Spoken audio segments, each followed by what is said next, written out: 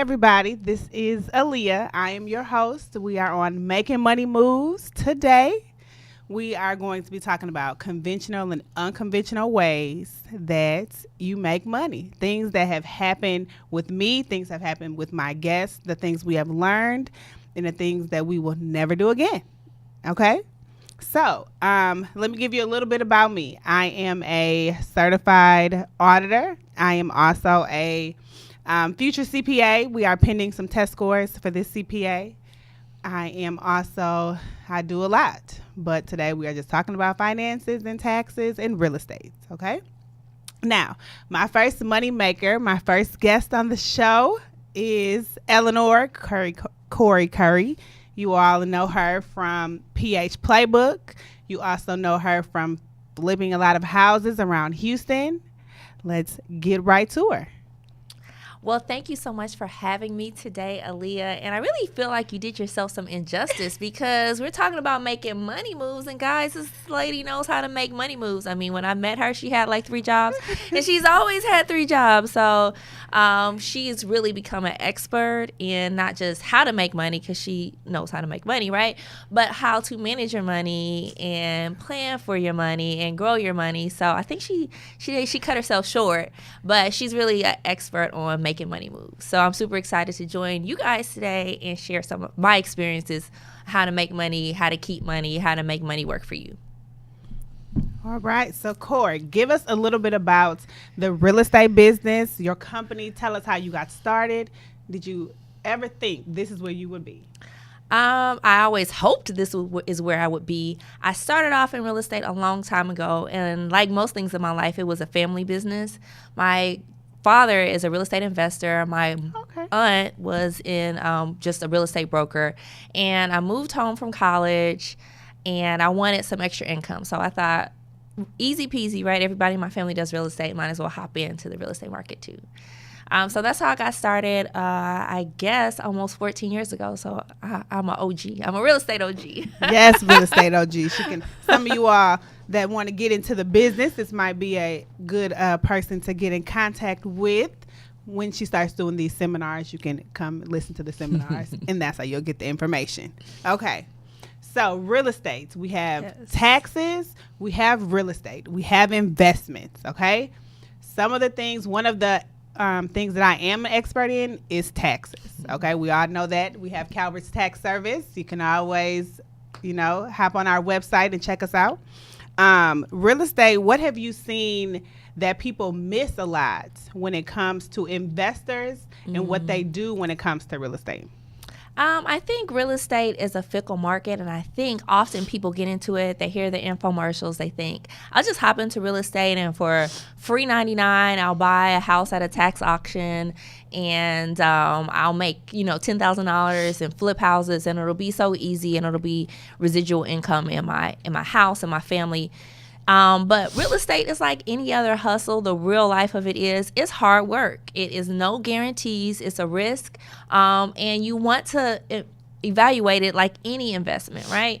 You want to do a rate of return. You want to take a look and see what your alternatives are. If you're only going to make a 5% cap rate, is it better served to put it in the, stock market? So I think people think it's so easy. I'll just flip it. I have a friend or a cousin, or I'll watch a show on HGTV, and I want to just hop on, flip a couple houses, make some money, and hop out. And it's not that easy. Like most things in life, it's not that easy. So I think the biggest mistake people make is not really doing their research, not really understanding the areas that they're hopping into, and not having alternative exit strategies. So if you have a plan to flip and that plan's not working, can you lease it? Can you put it on Airbnb? What are your alternatives? And I think people miss that, so they just end up in a money pot. Yeah. I've seen that over time with people that, you see Instagram and you see Facebook and you think these things are so easy, and you think, oh, they are living this life, they are traveling, they're eating at these restaurants, you see all these clothes and these bags, but being your own boss is harder than you actually going to work for someone working for a 9 to 5. It is not that easy. When it comes to taxes, you're dealing with other people's money. When it comes to real estate, depending on how you got the money for real estate, if you did crowdfunding, if you got a loan, if you took your own money, it's still not as easy as people think. I do know that one of the things that people do miss a lot when they go to do their taxes with investment property is the people that have done their taxes prior did not depreciate the houses or the property or the equipment that they've used. Amortization is one that people miss a lot because they don't know how to amortize, or you don't know what it is. So those are some of the things that, people kind of need to look out for. Have you seen that when you go to she is not a tax client of mine, but it is okay. I am a tax client. Ace Law is your tax. The law, her law company, yes, her law company Yes. is, but her real estate, it's okay. We'll sway her over to my side eventually. But even with your tax person, haven't you seen like the depreciation? You see the difference in the money that you could possibly get back or the money that you have lost in what you can do. I think when you're doing, especially me, I've done renovations for older properties, so I spent lots and lots and lots of money on some of these renovations, and then when you get to tax time, you're thinking, wow, there was a big hole in my pocket all year, and redemption time is going to come when I file these taxes because I should have taken $100,000 loss. And so you're gearing up, right? You're feeling good. I'm going to see some money from the IRS this year because I took a big hit. And so the reality is a loss in real life and a loss for the IRS are not the same thing. It is not. It is not dollar for dollar. Yeah. So for real property, it is depreciable, and you have to think about the schedule you want to depreciate that at. Or is it 10 years? Are you going to accelerate that? Because all that is going to go into workings. It's not something you see on your normal books. If you're keeping your own books, or if you have someone giving you like a QuickBooks report, it's not going to be on your profit and loss, right? This is all balance sheet stuff, which is like, to me, higher level stuff. It's not the stuff you're thinking about on your day to day. Ooh, how many assets do I have? How many liabilities do I have? You don't think about it that way, but it does make a big difference when it comes to your taxes. So things like interest are things that you can write off in a year, but when it comes to capital improvements, it certainly is a wait time when it comes to writing off everything you do for a property, especially if you're using that as a balance to tip the scale for it being profitable for you in a year. And then you have to watch out that there are certain requirements as far as how much you write off for a real estate company that is not your active income. Yes. So if you have a job and then real estate is your side gig, you can't just, even if you did have a $100,000 write-off they were managed to get for you, you may not be able to write it all off. The IRS has certain restrictions for your write-offs on that end as well. So yes, they do. It's mean, and for some people, your regular income could wipe away completely what your real estate write-offs could be. Yes, because it definitely has a scale and it goes off of your income. So if you make too much money and then you take this $100,000 loss, depending on how much you make over a certain amount, you cannot take any of it, or you can only take a portion of it. And then let's say you lost $100,000. Well, only if it's passive, only $25,000 can be written off, and then the rest has to be carried forward.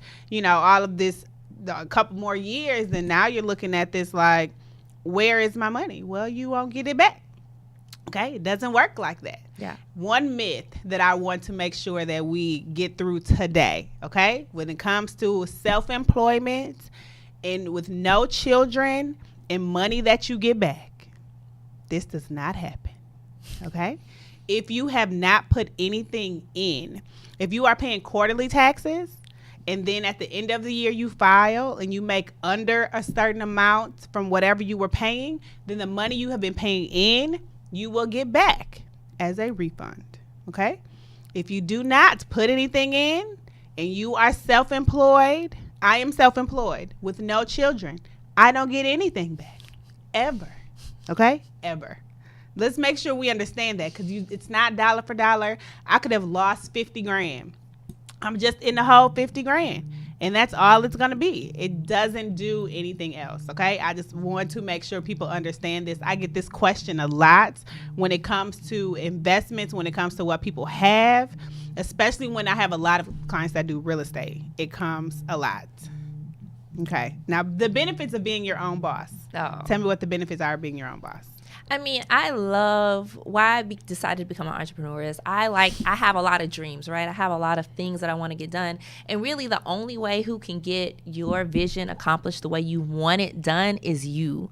And if you're not, you're just working to help someone fulfill their dreams. So I wanted to help fulfill my own dreams because I had a lot of ideas of how business worked. Some of those ideas were right and some of those ideas were wrong. But I always had the idea in my mind that if I am making someone $100 an hour and they're paying me $50, what happens to the other $50? Mm-hmm. And I had a desire, like I can reach that, I can manage it, and I just had the desire to really brand myself. And so I think that's what kind of people miss is that, you know, the hustle is real when it comes to being an entrepreneur. Okay. It's one of those no days off kind of scenarios. And if that's not what you want, then the hype of it is not going to fulfill you. It's not. If you would rather go, you know, for a while, you know, you doubt yourself sometimes and you get to looking like, should I continue to do this or should I not? Yeah. And at some point, you know, you have to either stick with it or let it go. You know, that those regular 9-to-5 jobs, I work during tax season, I work 7 days a week, 13 hours a day, Monday through Friday, 8 hours on Saturday and 8 hours on Sunday. Okay. During that time, my life literally, you know, it's a halt with some of my friends, but you know, it's what you have to do. So the benefits of being your own boss is, you know, one of the perks may be you make your own schedule. Yeah, I'm a single mom, so having some flexibility in my schedule so that I'm a single mom, but I'm also a night owl. So I prefer to kind of get some things done between 10 and, 1 a.m. when other people may not. So when you set your own schedule, it doesn't mean you don't work 8 hours. It means you set your own 8 hours or 10 hours or 12 hours or whatever it takes to get the job done, because it will flex, right? Part of being an entrepreneur is you always have to be prepared. Sometimes it may seem like a slow season, things aren't moving in as rapidly, so then you move into another stage. One stage may be responsive and one may be a planning stage, but you always have to be kind of looking to the horizon for what's next. Where's the next, where's the next money move going to be?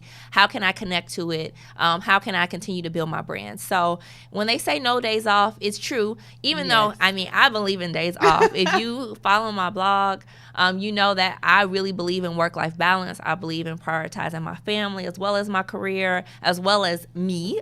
So I like the trifecta of priorities.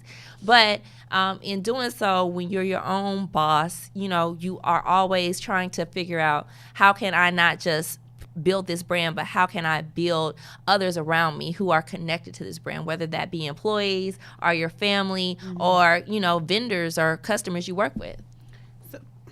So what is one unconventional way that you have made money with real estate or outside of real estate that normally, you wouldn't have thought this is a way that I could make money or I could get money from somewhere? Well, my primary real estate business is as a commercial real estate broker. So, it's unconventional in the fact that most people, especially people who are starting off on their own, go the residential route because it's easier. And really what you're trained to do in real estate coursework is the residential market. So you're trained how to sell houses or list houses and the rules that surround that market. So when you step into commercial, it's a whole new ball game because there are no traditional rules. There are no set contracts. It's like every contract is new and different. Every client may have different concerns and different priorities. And so when I made that decision, I think whenever you're doing anything unconventional,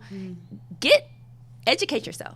Don't just bet on what someone told you, what you may think. Really put the work in, do the research, and educate yourself on what the market is. And that way you won't be kind of blindsided by the reality that you don't yet understand. So I think any unconventional ways I've done things, I've backed it up with real life information and facts that I've had to mold to my own scenario.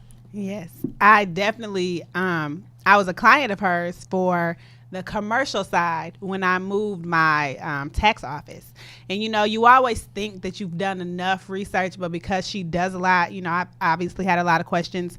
But just with the contract for the commercial was over 150 pages of stuff you have to go through. And I think that people don't think people actually go through these contracts and stuff they ask for and stuff you can write off and you don't want to give them. It was a lot. I learned a lot, by going through this process and what I need to add in when I redo this contract next year. But it was definitely a learning experience for me doing this. And I think one unconventional way that I have that I've learned how to be able to make money is probably doing a lot of networking and reaching with people has actually brought me more money. Networking is a big part of being an entrepreneur. The people that you meet, like them or not, you never know who you will come across. You never know who you will need eventually. So that definitely has helped. But I also kind of have different traits outside of taxes that we do. So has been other things to bring in. So all of the kind of financial things under one umbrella is probably a different way that I've made money that I never thought that I would have done, especially because I was teaching math when I first moved to Houston. I was a high school math teacher, loved the kids. And then I got into taxes and then kind of moved. So my degrees, are education and business, but it really didn't have anything to do with what I was doing, in between time. So I actually have a question Go ahead. For you, Aaliyah, because that sprung on something I think is really important. And people always, when they are coming to start a business, they always ask me, I want to start a business. I'm not sure of my passion. I'm not sure of my purpose. And when you read a book, you read a motivational book or whatever, it's like, oh, follow your passion. It'll always make you money. And some people feel unsure. So I think for you, you're a great example because teaching was your passion. It probably always will be a passion of yours. And you still transition that to taxes and other things because passion doesn't have to be limited to a career. It can just be a mentality. So I'm interested in your transition from being a teacher to becoming an accountant, and then you do, wedding planning, you do event planning. So you do a lot, but, how did you tap into your passion or your purpose? And now how is that making you money? I want to know. So I think my passion has always been people. I love to be able to talk to people. I love to be able to help. I do call myself Dr. Calvert at times because, I do tend to, I feel like I give a lot. If you ask me, I'll give it to you. Some stuff I might say, you need to do some research, but if I know or I can help, I will. So I was teaching math at the high school at Hightower. Shout out to Hightower High School, Fort Bend. And then once I was teaching and doing taxes on the side, and because I like to help people, I did like helping the kids. But when you talk to adults, it's very different with their story and what they got going on. And then a lot of people just don't know things. They just haven't been educated on different things. Something as simple as how to fill out a W-4. Your W-4s tend to taxes that come out. And if you are single and you're not claiming your children, you need to put single and 0. Like little stuff that people didn't know that I have found that has kind of helped me with that. So going from helping children and helping kids with math problems and word problems to different stuff going on in their home to now helping adults with stuff that you would think some people would know, but because it's not something you like to do, they don't know. So helping them. And then, so even with taxes and helping people, going to weddings and helping people, I've always been a planner. I'm always the one to get people together to let's do this or let's go here. So, and then traveling. So all of that kind of is still dealing with people, helping them move into a better direction, helping them educate themselves when it comes to different things that they like or they want to do. So it kind of all dealing with people in some type of in service. That's basically what my thing is service, from me helping you plan a trip as a travel agent to me helping you get a wedding or some type of other event started, to me doing your taxes, to you starting a business, to me, giving you to push, helping you. Well, I have another friend that can do this. I have a friend that can do that, giving you to someone else that will move you forward. is what is how I transitioned, I think, over to taxes and weddings and travel. Yeah. Yeah. So I think just your entrepreneurial spirit kind of let your spirit kind of soar when it came to different things that you're interested in. So I love to hear about that because people feel so confused. Like, I want to make some extra money, but I don't know how, or I don't know what I should do. And it's important to remember you can just kind of do a couple of things because part of it is trial and error. And discovering what best suits you, what makes the money you feel like is worth your time. But it doesn't have to be like, oh, my purpose is teaching and that's all I can do. It may be, but you may transition from teaching children to teaching adults to financial literacy. All those things are still at your core. So I love to hear that part. Yes. Okay. Let's get back into these real estate investment questions. Okay. Oh, well, no. Let's. Okay. You also have. She does real estate. And obviously she does investments. She flips a couple houses. She also has a blog called PH Playbook. Okay. She travels a lot. She talks about work-life balance, with a lot of people do not have. You either one or the other, but what we are all trying to do. So let's get into PH Playbook. Yeah, it's a Play Hard Playbook. Oh, that's her Instagram My name. IG is PH Playbook. But the blog is Play Hard Playbook.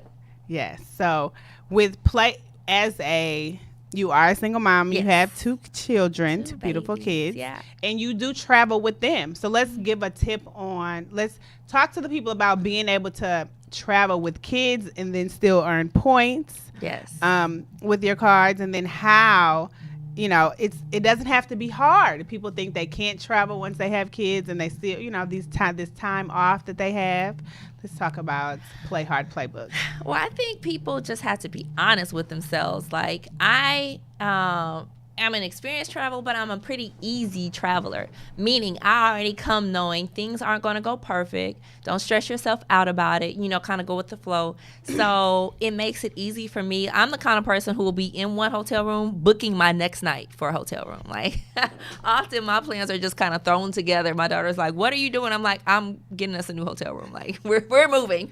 I don't know where yet. So, just keep still. So I think part of that is just being able to be flexible, because when you are super into the plan, okay, first stop here, then there, it is so difficult to just be in the moment. And that's the most important part. I don't care if you're going on a staycation to Hotel Zaza or you're going to Milan. If you're not enjoying those moments, if you're so consumed with schedules and times and all this, then you're losing sight of what the purpose of it is, to really be in a moment. And you shouldn't, waste your time or your money that way. So I'm coming in with the spirit of being flexible and really just enjoying the moments. And some moments are mistakes, and some moments are boo-boos, and some moments are harder than others. But that's life, right? And that's, what I think traveling does for me is reinvigorate my love of life, the ups, the downs, the mistakes, the adventures. And so I always, whenever I'm on vacation, I hashtag adventure time, because that's what it's about to me. I don't really know the whole plan, but I'm going to figure it out. So I think, especially when traveling with young children, if not, the whole experience is stressful, right? They're crying. People see you traveling with the baby and they're mortified that you're going to sit next to them, or that your baby will have an earache. There are all these concerns that could either weigh you down, or you can just say, hey, I'm going to go with it. My son once puked on a plane like 5 minutes after we left. So it was like, ugh, it was so stinky. I mean, I was appalled. I was like, I hate the smell of puke, but I'm his mom, so I couldn't dump him with anybody else. And Cheyenne my daughter was not sitting next to us, so I was just stuck with this pukey baby on the plane. Oh man! And Bronx. It was really unpleasant smell the rest of the flight. But what can I do? Now I can look back on it and laugh. And even then, I'm not going to ruin my trip over, just a mistake that can't be avoided. Mistakes happen. There's no such thing as a perfect trip or a perfect man or a perfect you. So I just always let those ideas go out the window. But what I will say is I am not afraid to put together pieces. And that's, to me, how I save a lot of money. So I put together, okay, this flight from here, maybe we'll do a long layover there. But just get into the adventure of it and enjoy those moments with your family. All right. Well, We are going to thank our money maker, Eleanor, today for coming out here to be with me for my first podcast. You can catch me every Tuesday at 11 a.m. I will be live on Facebook, and then I will actually upload this to my link to off my website, and you will see it off the link off my Facebook page. Wait. Before we go, I want to know your Tuesday tip for money making moves, because I wish we had some like Benjamins just like throwing the air at the end of the show. We don't have any, but I mean, people want watching the show. They want to catch some money. You want to catch? Yes. You want to catch Me a too. gem? You want to catch a gem? Give you a gem for today. Let me see your tip for Tuesday. Your money making tip for Tuesday. Right now, I would say that here. Let me see your money making tip. Right, money. I don't really. Let's see. Oh, put me on the spot there. I'll give mine so you can think about yours. Give your money making tip because for I Tuesday. still have to ask my stock guru, my best friend Danielle Robinson. She needs to get back to me on an email. But I just read that Netflix will be having junk bonds, which is a really cheap, easy way to get into the stock market because they're cheap. Oh, it is.